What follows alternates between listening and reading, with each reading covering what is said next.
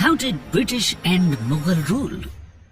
हम समझने की कोशिश करेंगे कि ब्रिटिशर्स ने मुगल रूल को कैसे खत्म किया। जो काम अफगान, राजपूत और मराठास नहीं कर पाए, वो दूर देश से आए अंग्रेजों ने कैसे कर दिखाया। इसका उत्तर जानने के लिए आपको 17th और 18th सेंचुरी एडी में चल रहे पावर स्ट्रगल और सोशो इकोनॉमिक सिचुएशन को अच्छे से समझना होगा। और इसको समझने के लिए आज के इस लेक्चर में हम रेफरेंस लेंगे चाणक्य नीति का, जिसके कुछ प्रिंसिपल्स जैसे साम, दाम, दंड, भेद को कहीं ना कहीं ब्रिटिशर्स ने अपनी स्ट्रैटेजी में ना जानते हुए अपनाया। दोस्तों, चाणक्य नीति में साम का अर्थ परसुएशन, दाम का मतलब बाय आउट या ब्राइब करना, दंड का अर्थ पनिशमेंट और भेद का मतलब डिवाइड एंड रूल से होगा। आइए अब ब्रिटिशर्स की स्ट्रैटेजी पर विस्तार से चर्चा करते हैं। Britishers, the modern Chanakya. कहानी की शुरुआत होती है 1600 एडी से। कुछ इंग्लिश मर्चेंट्स आपस में मिलकर एक जॉइंट स्टॉक कंपनी यानी ईस्ट इंडिया कंपनी की स्थापना करते हैं और फिर क्वीन एलिजाबेथ I के रॉयल चार्टर से उन्हें ईस्टर्न वर्ल्ड में ट्रेड करने का एक्सक्लूसिव राइट मिल जाता है। ट्रेड करने के इरादे से कैप्टन हॉकिंस और उनके बाद Thomas Roe Mughal emperor Jahangir के दरबार में आते हैं। वो उन्हें ढेर सारे गिफ्ट्स देते हुए इंग्लैंड के साथ ट्रेड करने के फायदे भी बताते हैं। पहले तो जहांगीर कुछ नोबल्स और पोर्चुगीज के दबाव में ईस्ट इंडिया कंपनी को कोई भी रॉयल फेवर देने से इनकार कर देते हैं, परंतु ब्रिटिशर्स की कंसिस्टेंट परसुएशन मुगल एम्पायर को ट्रेड और टैक्स कलेक्शन में होने वाले फायदे के कारण आखिरकार जहांगीर रॉयल परमिशन दे देते हैं। इसको हम चाणक्य नीति की परिभाषा में साम कहते हैं।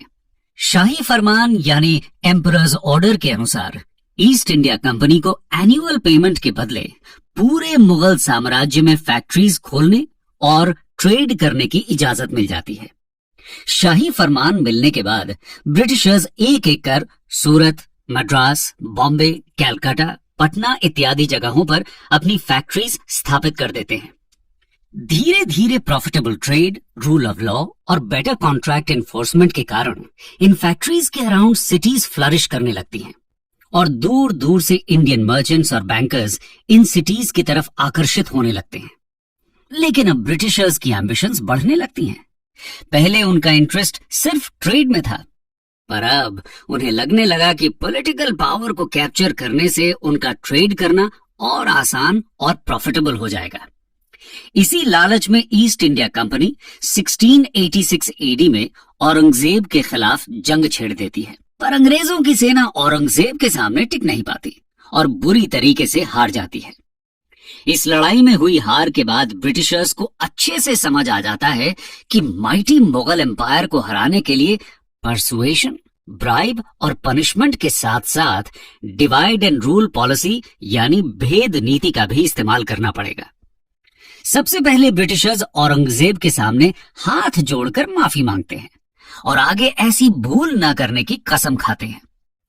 औरंगजेब भी इंडियन क्राफ्ट्समैन और इकोनॉमिक इंटरेस्ट्स को ध्यान में रखते हुए 15,000 रुपए का जुर्माना लगाकर ब्रिटिशर्स को माफ कर देते हैं और ये माफी इंग्लिश ईस्ट इंडिया कंपनी के लिए आगे चलकर बहुत क्रूशल लाइफलाइन साबित होती है। 1707 एडी में औरंगजेब के मरने के बाद सक्सेशन कॉन्फ्लिक्ट शुरू हो जाता है और कई वीक एम्परर्स के गद्दी संभालने के कारण मुगल एम्पायर डिक्लाइन होने लगता है, जिसका डायरेक्ट फायदा ब्रिटिशर्स को होता है। आइए देखते हैं ब्रिटिशर्स ने इस पावर स्ट्रगल का कैसे फायदा उठाया। Weak successors and the power struggle. Weak successors की प्रेजेंस में मुगल कोर्ट कंस्पिरेसीज और पावर स्ट्रगल का गढ़ बन जाता है। ऐसी नाजुक स्थिति में एम्परर फारूक सियार 1717 एडी में ब्रिटिशर्स को एक शाही फरमान इशू करते हैं। इस फरमान के अनुसार एक एनुअल पेमेंट के बदले ईस्ट इंडिया कंपनी को पूरे मुगल टेरिटरी में ड्यूटी फ्री ट्रेड करने की इजाजत मिल जाती है। इसके अंतर्गत ब्रिटिशर्स अपने गुड्स पर दस्तक यानी कि ड्यूटी फ्री परमिट इशू कर सकते थे, जिसे देखकर कोई भी लोकल रूलर उस पर एक्स्ट्रा टैक्स नहीं लगा सकता था। पर ब्रिटिशर्स इस दस्तक सिस्टम का मिसयूज करने लगते हैं। ये देखकर बंगाल के नवाब्स ब्रिटिशर्स को दस्तक का मिसयूज करने से रोक देते हैं और बंगाल में बनी फैक्ट्रीज को फोर्टिफाई करने से भी मना कर देते हैं। इसी बीच पर्शिया के रूलर नादिर शाह पर्शिया को बदहाली से निकालने के लिए 1739 एडी में भारत पर आक्रमण कर देते हैं। इस समय के मुगल रूलर मोहम्मद शाह इस रेड के लिए बिल्कुल भी प्रिपेयर्ड नहीं थे। मुगल कोर्ट में चल रही कंस्पिरेसीज के कारण नादिर शाह बहुत ही आसानी से दिल्ली तक पहुंच जाते हैं और 70 करोड़ की धन संपत्ति, कोहिनूर डायमंड और पीकॉक थ्रोन के साथ पर्शिया वापस लौट जाते हैं। इस लूट से मुगल एम्परर की प्रेस्टीज को इररेपरेबल लॉस होता है, जिससे डेक्कन में मराठास और बंगाल में ईस्ट इंडिया कंपनी दोनों को साइकोलॉजिकल एडवांटेज मिल जाता है। पर इन दोनों पावर्स को यह पता था कि मुगल एम्परर को गन पॉइंट पर हटाना बेवकूफी होगी, क्योंकि मुगल एम्परर भले ही वीक हों, पर वो इंडिया की पॉलिटिकल यूनिटी के ग्रेटेस्ट सिंबल थे। अवध, बंगाल, हैदराबाद, मराठास, ब्रिटिशर्स कोई भी हो, सभी मुगलों की नॉमिनल सुप्रीमेसी एक्सेप्ट करते थे, जिससे उनके रूल को लेजिटिमेसी मिलती थी। अपनी लेजिटिमेसी बनाए रखने के लिए सबसे पहले ब्रिटिशर्स बंगाल के स्ट्रॉन्ग रूलर यानी कि नवाब को हटाने की प्लानिंग करते हैं। पर ब्रिटिशर्स अभी भी इतने स्ट्रॉन्ग नहीं हुए थे कि वो बंगाल के नवाब सिराज उद दौला को डायरेक्ट चैलेंज कर सके, इसलिए वो डिवाइड एंड रूल पॉलिसी अपनाते हैं। आइए देखते हैं कि ब्रिटिशर्स ने चाणक्य नीति के भेद को कैसे यूज किया। Divide and rule policy. सबसे पहले ब्रिटिशर्स बंगाल के नवाब के सेनापति मीर जाफर को बंगाल के बिगेस्ट बैंकर जगत सेठ की सपोर्ट से अपने साथ मिला लेते हैं और 1757 एडी में हुई बैटल ऑफ प्लासी को आसानी से जीतने के बाद ब्रिटिशर्स मीर जाफर को पपेट नवाब बना देते हैं। इधर मराठास जोश में आकर 1759 एडी में गद्दी पर बैठे मुगल एम्परर शाह आलम II से मिलकर उन्हें प्रोटेक्शन देने की पेशकश कर देते हैं। फिर क्या था, मुगल एम्परर की सारी प्रॉब्लम्स अब मराठास की प्रॉब्लम थी। नादिर शाह के मरने के बाद उसका जनरल अहमद शाह अब्दाली फिर से दिल्ली पर रेड करने आने वाला था। 1761 में अब्दाली को रोकने के लिए गई मराठास की सेना थर्ड बैटल ऑफ पानीपत में बुरी तरह से हार जाती है। मराठास की इस हार के कारण इंडियन पॉलिटी में एक पॉलिटिकल वैक्यूम क्रिएट हो जाता है। उधर अब्दाली भी इतना स्ट्रांग नहीं था कि इस वॉर को जीतने के बाद दिल्ली पर कब्जा कर सके। कुछ हिस्टोरियंस बताते हैं कि थर्ड बैटल ऑफ पानीपत से ये तो नहीं डिसाइड हो पाया कि कौन भारत का अगला शासक बनेगा, पर यह जरूर डिसाइड हो गया कि कौन भारत का अगला शासक नहीं बनेगा। ब्रिटिशर्स इस पॉलिटिकल वैक्यूम का पूरा फायदा उठाते हैं। 1764 में हुई बैटल ऑफ बक्सर में ब्रिटिशर्स बंगाल के नवाब मीर कासिम, मुगल एम्परर शाह आलम II और अवध के नवाब की जॉइंट सेना को हरा देते हैं और जीतने के बाद हुई ट्रीटी ऑफ इलाहाबाद के अंतर्गत ब्रिटिशर्स मुगल एम्परर से बंगाल, बिहार और ओडिशा के दीवानी राइट्स यानी कि रेवेन्यू कलेक्शन राइट्स हासिल कर लेते हैं। पर थर्ड बैटल ऑफ पानीपत की हार के कुछ सालों बाद ही मराठास, मैसूर और हैदराबाद ब्रिटिशर्स को जॉइंटली डिसलॉज करने की लास्ट कोशिश करते हैं, पर ब्रिटिशर्स अब चाणक्य नीति अप्लाई करने में एक्सपर्ट हो चुके थे। आइए जानते हैं breaking the Maratha Mysore Hyderabad alliance. Britishers सबसे पहले मराठा सरदार्स के बीच हो रही इंटरनल पावर स्ट्रगल को यूटिलाइज करते हुए एक के बाद एक एंग्लो मराठा वॉर्स में सिंधिया, भोसले, होलकर और गायकवाड्स को डिवाइड कर देते हैं।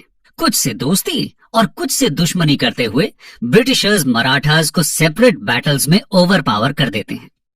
धीरे धीरे सिंधिया और भोसले लॉर्ड वेलेस्ली की सब्सिडियरी अलायंस एक्सेप्ट कर लेते हैं, जिसके अंतर्गत ब्रिटिशर्स प्रिंसली स्टेट्स को बाहरी खतरों से बचाने के लिए सेना प्रोवाइड करते थे in return of an annual tribute.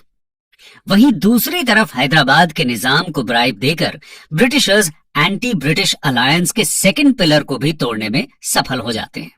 इसके कारण मैसूर के रूलर टीपू सुल्तान अकेले पड़ जाते हैं और बड़ी ही बहादुरी से लड़ने के बावजूद 1799 एडी में हुए फोर्थ और फाइनल एंग्लो मैसूर वॉर में टीपू सुल्तान वीर गति को प्राप्त हो जाते हैं। ये तो रही पॉलिटिकल स्ट्रेटजी की बात। सोशो इकोनॉमिक पॉलिसी फ्रंट पर भी ब्रिटिशर्स मुगल्स का सूटेबल ऑल्टरनेटिव प्रोवाइड करने की पूरी कोशिश कर रहे थे। आइए समझते हैं कैसे। Socio economic policies of English East India Company. Mughals हों या मराठास, सभी 18th century Indian powers same old traditional system follow कर रहे थे। उनके major revenue source helpless oppressed peasants यानी किसान ही थे। पर Britishers better trade, commerce, land revenue system और रूल ऑफ लॉ की मदद से इंडियन पॉपुलेशन के कुछ सेक्शंस की लॉयल्टी हासिल करने में सफल होने लगते हैं। उदाहरण के लिए लॉर्ड वॉरेन हेस्टिंग्स के ओरिएंटलिस्ट व्यूज के कारण कई इंडियन एलीट उनके फॉलोअर बन जाते हैं। वहीं 1793 एडी के permanent settlement land revenue system से कुछ जमींदार्स और मनी लेंडर्स उनके खास बन जाते हैं। वहीं लॉर्ड कॉर्नवालिस द्वारा किए गए जुडिशियल और police reforms, Lord William Bentinck द्वारा इंग्लिश को हायर कोर्ट्स की लैंग्वेज बनाकर मुगल सिस्टम्स को डिस्प्लेस करने लगते हैं। इसके अलावा 19th सेंचुरी में ब्रिटिशर्स द्वारा किए गए एजुकेशनल और सोशल रिफॉर्म्स के कारण राजा राम मोहन रॉय, ईश्वर चंद्र विद्यासागर जैसे सोशल रिफॉर्मर्स उनके सपोर्टर बन जाते हैं। 1857 का रिवोल्ट आते आते कुछ upper caste zamindars, princely states के राजा, अर्बन एरियाज में रहने वाले एलिट्स और ब्रिटिश आर्मी में एम्प्लॉयड कुछ अनटचेबल कास्ट्स ब्रिटिश रूल के हिडन बुलवर्क्स बन जाते हैं। इसी लेजिटिमेसी के कारण 1857 एडी में फाइनली ब्रिटिशर्स एक अनसिविलाइज्ड तरीके से मुगल डायनेस्टी को खत्म कर देते हैं। Last Mughal emperor Bahadur Shah Zafar II को बंदी बनाकर रंगून भेज दिया जाता है और मेजर विलियम हडसन सारी हदों को पार करता हुआ बड़ी ही क्रूरता से अंतिम मुगल राजकुमारों को मौत के घाट उतार देता है। जिस जगह पर यह हुआ उसे आज भी खूनी दरवाजा के नाम से याद किया जाता है। आइए अब इस लेक्चर को समराइज करते हैं।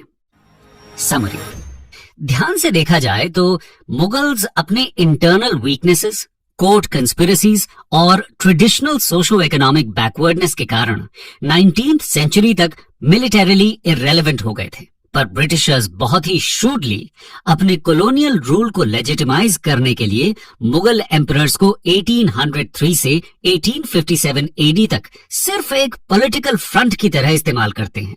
लेकिन एक broader socio economic and political base तैयार होने के बाद वे 1858 एडी के क्वींस प्रोक्लेमेशन या गवर्नमेंट ऑफ इंडिया एक्ट के साथ मुगल रूल को फॉर्मली ओवरथ्रो कर देते हैं।